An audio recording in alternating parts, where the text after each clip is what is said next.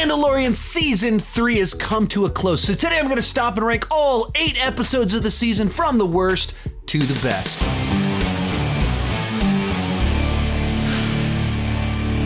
Hi, my name is Sean, and I love to talk about movies and TV way too much. With that in mind, go ahead and join me down below in the comment section. Share your ranking of all 8 episodes of Season 3. My list is not the right list, it's just my list, and I would love to see yours. When it comes to Season 3, there are some high highs and some low lows. What are you doing in my video? Get back where you came from. Hey, what about my world? What's wrong with you? You from like a childish game or something? That is not true. Hero Wars has vibrant graphics, cool gameplay, and a user-friendly interface. All right, let's give it a try, audience. Tell them more about it. We fail, we fall, we lose control. Enough! Stand up and play your role. You ask me, Sean, what's going on? I tell you, Hero Wars is on. It is an epic, crazy game with many heroes, modes, and fame. Brave and strong knight Galahad must save the world from tearing apart. Archdemon took control on land, but Team of Heroes is in your hand. Upgrade them, teach them, mix them up, and show the villain what is up. Continued journey in the guild. The mighty alliance should be built. Strike down bosses one by one until it is completely done. Get to arena, show some skill, and power of a strongest will. The tower awaits for you to come. All 50 levels you can farm. 100 million can't mistake. Hero Wars, best for break. Become a legend. Claim your gift. 5 heroes, gems, and gold to lift. Mobile gamer or PC? The different story you will see. Right now, go on and download using my link or QR code. You can download Hero Wars at the link down below in the description or using the QR code. And let's get started. Coming in last place, Chapter 22, Guns for Hire, the Jack Black and Lizzo episode. And this one, from beginning to end, was just filled with, moments where stuff happened, cameos appeared, and it just didn't make any sense. The basic idea of the episode about these droids going rogue and pulling in, droids from the prequel era, kind of interesting. There's something there that could make for a good episode. The execution, the writing, the cameos, bizarre to say the least. So Mandalorian has always had cameos of sorts, both character cameos as well as stunt casting familiar faces in roles where we go, oh, look who it is. But normally when they do that, there's something cool about it. Where, oh, that's exciting. We're getting Michael Biehn as a gun for hire, Timothy Oliphant as the marshal in this town, where there's something about the actor that matches the role, and it's surprising to see them and like, oh, that's exciting. That's neat. This episode, you're watching it, and then all of a sudden, Jack Black and Lizzo pop up, and it's just distracting.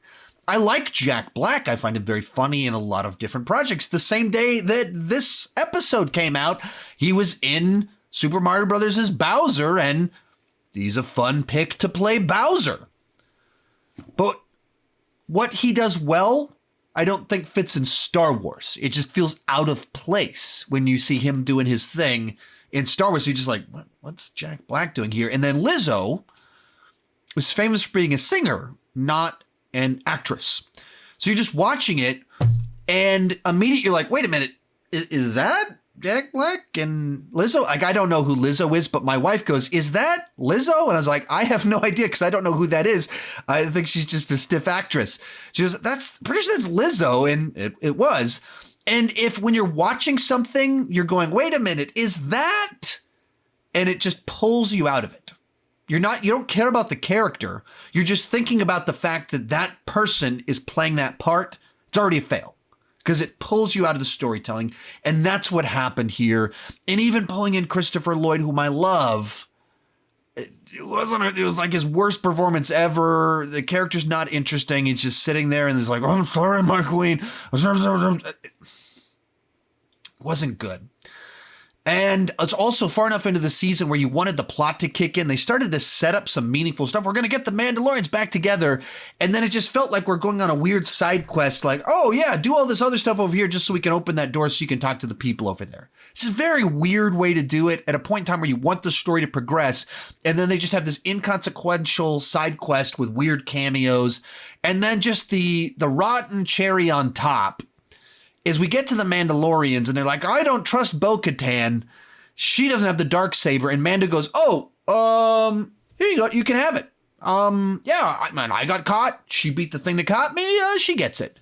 So they take this great conflict that was set up. Bo-Katan's big desire to have the Darksaber to lead her people to reclaim Mandalore. And you take that thing that she wants, the Darksaber, give it to her ally and kind of friend Mando, and have a scenario where she can only reclaim the Darksaber by defeating him, her friend and ally. That's an interesting conflict. And instead of delivering anything interesting, it's like 5 episodes later, Mando's like, I forgot. Yeah, you can have it because of a loophole.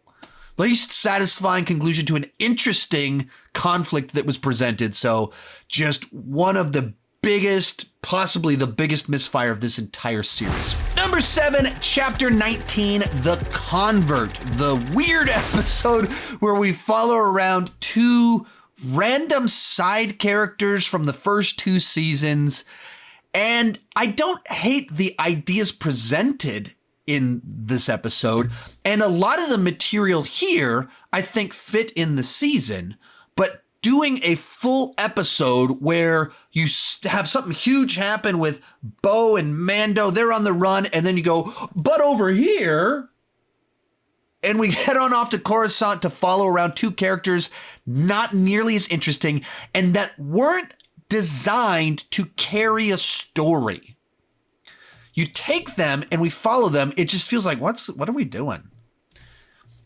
And a lot of it just wasn't very interesting. Some of it was. Some of it, this idea of the bureaucracy of the New Republic, the learning what did they do with the Imperials, that's kind of interesting. And then seeing the incompetence of the New Republic, important. But a full day, like episode following around these characters in their day-to-day life as you watch this guy kind of get duped. And there was several kind of things that where I thought they were heading with it. I thought certain twists were going to happen. I was like, oh, this could be cool if they're going to, what they're trying to do here. And maybe she's doing this for this. Okay. All right. No, it's none of that. No. No, he's going to accidentally do this. He's going to stumble. But no, it was just, she tricked him and he's gone. This didn't go anywhere. It sets up her as this person that's manipulating things that's still working for Grand Moff Gideon. But it felt like we spent a lot of time on something that went nowhere. And I think if you'd taken some of that material and just kind of sprinkled 5 minutes into the other episodes, just like find out like kind of flashed kind of what's going on Coruscant with some of these side things, it would have played a lot better. As is, it felt like Andor light. Like we snuck in a episode of Andor into the Mandalorian, but Andor works because it has a bunch of really fascinating characters and multiple plot lines going on at the same time, and it's a slow burn over multiple episodes. So when you do Andor light with 2 characters not designed to carry an episode, all in one episode, and it's not doing multiple storylines, it just didn't work. And so some interesting ideas. Not a great episode. Next up, Chapter 20, The Foundling, the one where Bo goes and rescues a kid from a dragon. And it's a fairly dull, forgettable side quest episode. And it's frustrating because it's easy to see what they're doing here. They're trying to find a way to get Bo to earn the respect of this clan. So you can start to merge these 2 factions of the Mandalorians for where everything is heading in the final section of the season.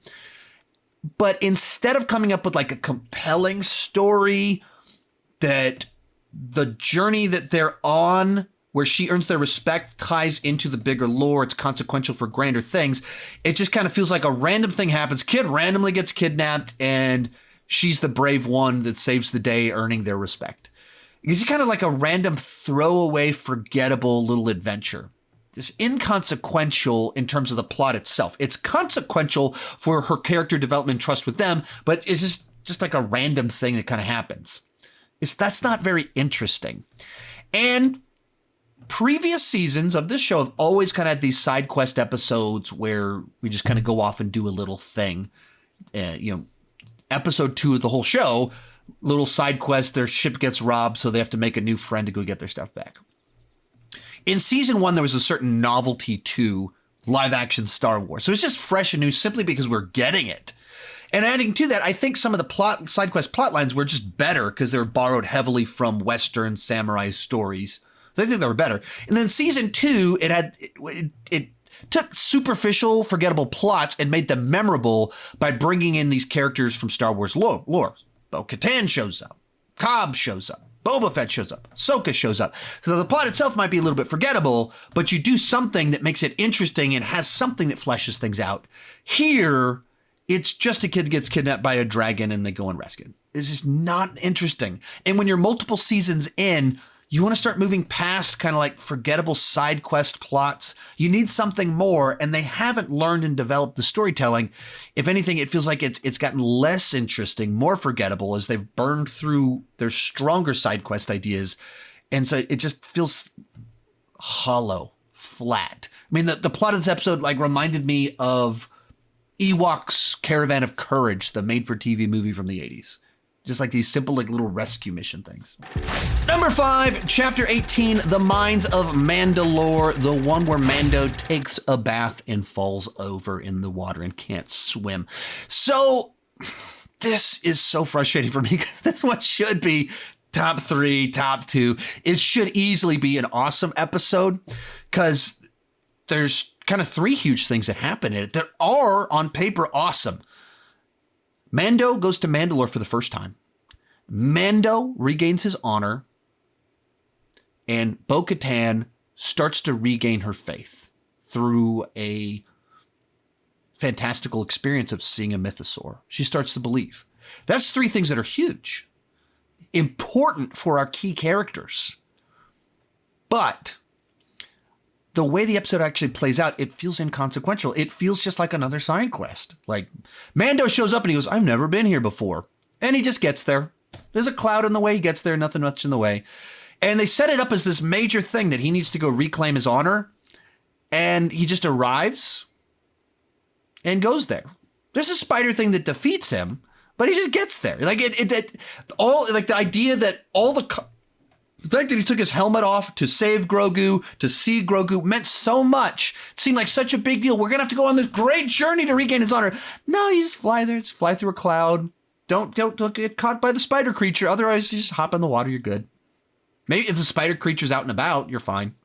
No big deal. Just felt inconsequential. And Mando has to be rescued by Bo twice in one episode. That's weird. That's weird. And not in interesting ways. Not in a, wow, look at what Mando had to do in order to regain his honor. It just felt like, oh, he got duped and he got defeated and then he tripped in the water.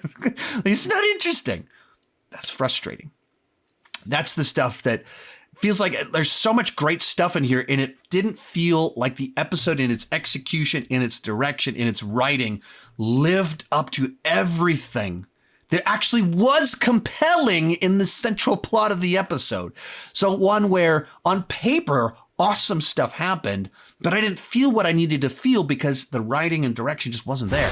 Number 4, Chapter 17, The Apostate, the first episode of the season. And it was an okay kickoff to the season. It didn't wow me. It didn't have anything that really made the specific episode stand out.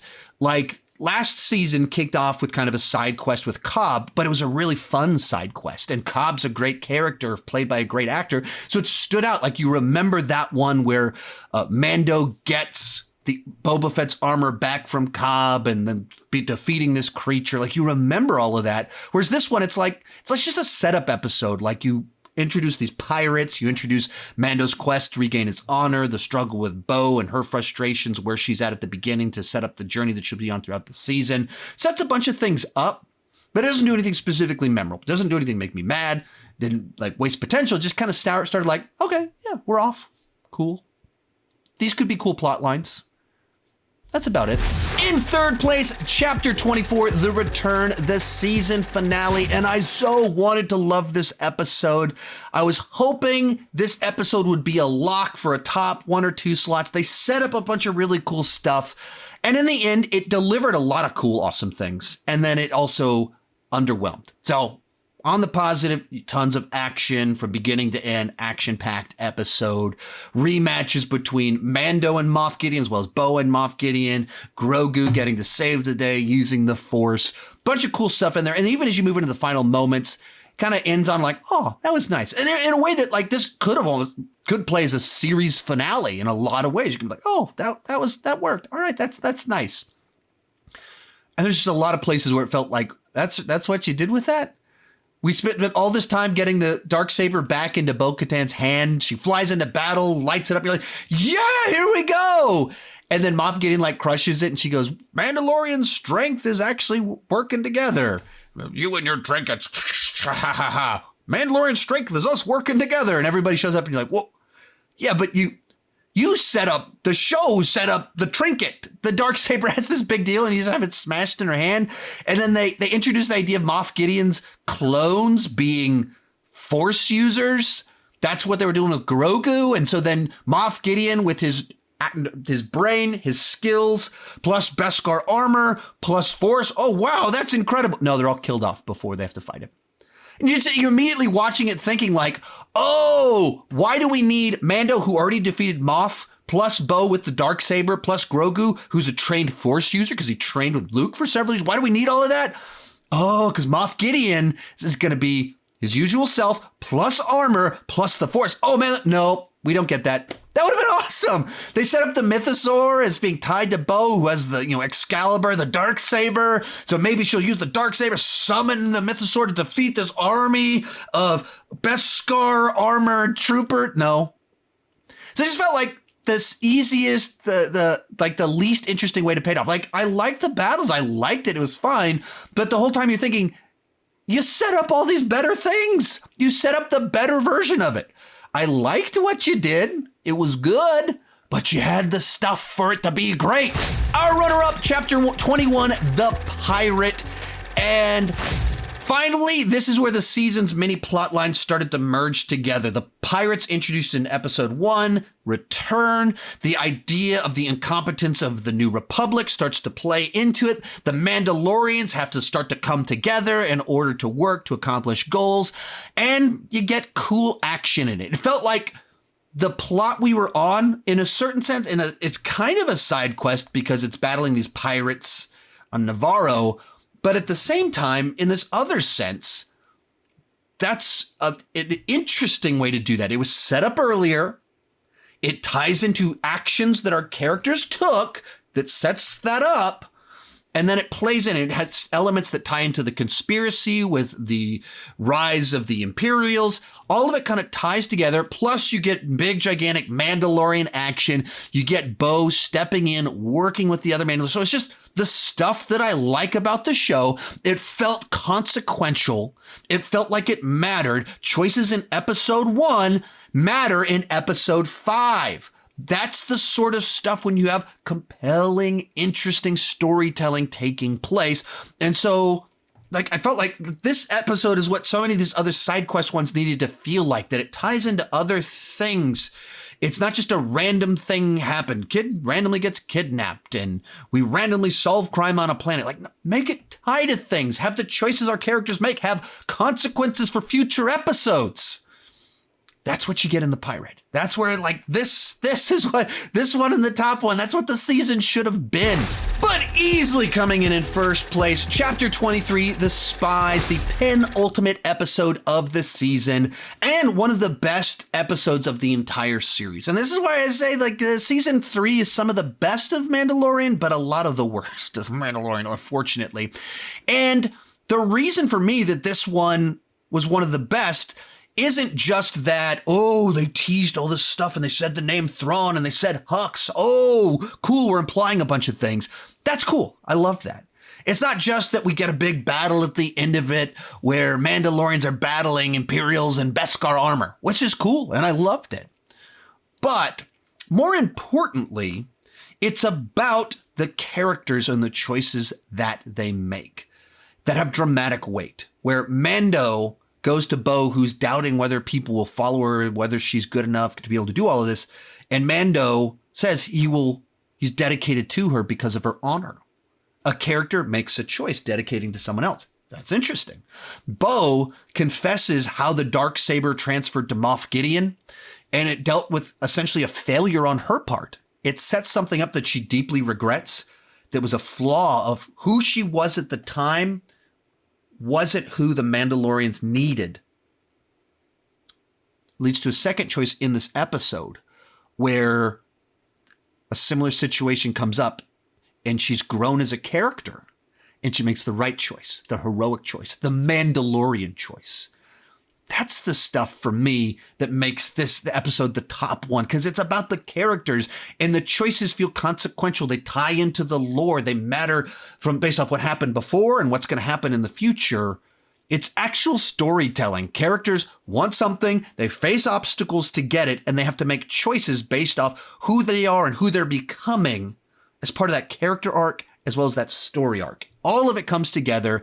You get great action. You get great reveals about what's been going on with everything. So this is what I want from this show. This is it. This is the good stuff. And it's so frustrating because as obviously I've been very disappointed by season 3, and it's not because they didn't have good ideas. They did. You see them all in this episode. Even stuff like Bo-Katan admitting how she lost the Darksaber. Take that exact thing right there. Just move it a couple episodes back and make that arc of what she's trying to do, make it take place over more of the season. I just feels like they had all the ideas to have a fantastic season, and then it's like the first draft.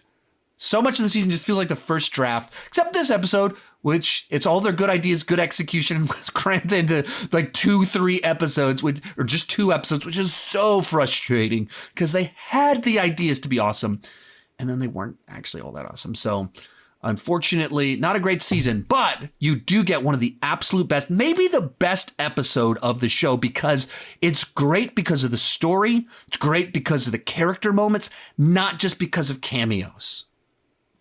The season finale with Luke showing up last year was awesome, or several years ago. Awesome because Luke showed up. But it was always going to be awesome if Luke showed up. This was just about story and character. So easily it comes in at number 1. If you're interested in checking out Hero Wars, remember the link is down below in the description. Also, you can scan that QR code right over there. Thank you so much for watching, and keep talking movies and TV too much. Bye-bye.